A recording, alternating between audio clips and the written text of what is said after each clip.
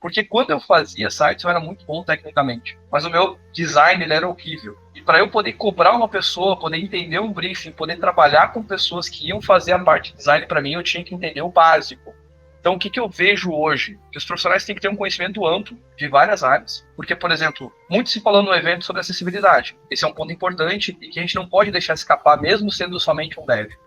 Usabilidade, faz parte da acessibilidade. O design, eu tenho que entender, porque às vezes eu colocar um botão que é para salvar com a cor vermelha, vai induzir o usuário que aquele botão ali é para apagar. E é uma coisa muito básica, mas que às vezes as pessoas não se atentam a isso. Então, o que eu penso hoje como um profissional, digamos assim, excelente, pronto para o mercado para ter uma contratação, para ter uma carreira de excelência? Conhecimento amplo em várias áreas e conhecimento específico em uma área só.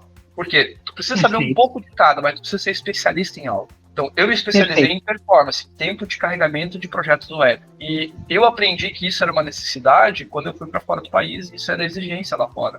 Aqui era ainda algo que, é algo a mais. Vai ser um benefício, não vai ser uma exigência. Interessantíssimo, muito bom. Muito bom. E esse lance do conhecimento generalista, né, mais amplo até que tu comentou, como é que é a tua experiência e a tua visão, na verdade, em relação a essa troca, né? Porque precisa haver uma troca entre esse desenvolvedor que tem esse repertório mais amplo dentro do time, então esse time tem que ser multifuncional, nesse sentido de trocas de experiência, de pegar outros pontos de vista para a gente não ficar preso num único ponto de vista. Tem até aquela frase que fala, um ponto de vista é a vista de um ponto, aí eu tenho o meu, você tem o seu, e a gente precisa, para chegar num denominador comum num projeto, trabalhar uma solução, a gente precisa da visão do time, né? E como é que tu aplica isso no time de tecnologia que tu tens hoje como CTO? Como é que tu enxerga isso? Eu acho que o principal desafio, eu acho que para um gestor a pior coisa a fazer é demitir pessoas, mas são decisões estratégicas que tu precisa tomar. Por exemplo, eu tive situações de profissional que, cara, eu sou bom em programar, mas eu não gosto de pessoas. E, infelizmente, hoje no mercado é muito difícil ter espaço para uma pessoa que não gosta de pessoas, porque no final tu tá projetando algo para as pessoas. Quem vai comprar de ti são pessoas. Então, não tem como tu não ter conhecimento sobre pessoas e querer trabalhar na área de TI. Tinha essa ideia, eu acho que muito na pandemia também, de eu não quero aparecer, eu quero trabalhar só com tecnologia, para isso eu não vou precisar me envolver com pessoas. Na verdade, na minha opinião, isso é mito. Porque na pandemia tu tinha uma aproximação ainda maior, só que distante das pessoas. Hoje tu ainda consegue ter presencial ou híbrido, que é aquele formato mais moderno agora que o pessoal está utilizando muito. Mas entender sobre pessoas é essencial. E eu vejo muito, por exemplo, assim, eu já vi líderes técnicos que tinham vícios, eu diria. Até converso muito com a minha coach, eu tenho uma coach. Isso é uma coisa interessante, a gente tem no evento. Que legal.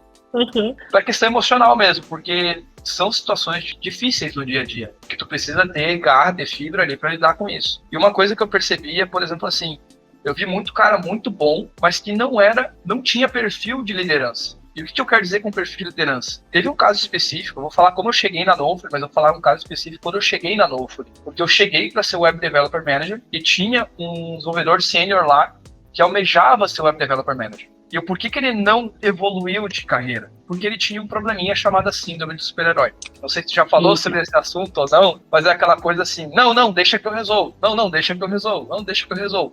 Só que esse cara nunca vai tirar férias. Esse cara nunca vai dar pro time capacidade técnica de resolver as coisas sem o envolvimento dele. Ele vai criar um time 100% dependente dele e no momento que ele sair, acabou o time. E eu acho que esse foi o ponto principal que fez a diferença quando eu entrei na Knowful. Por quê? Esse cara simplesmente não aguentou e ele saiu. Quase todo o time saiu. Isso é uma coisa bem...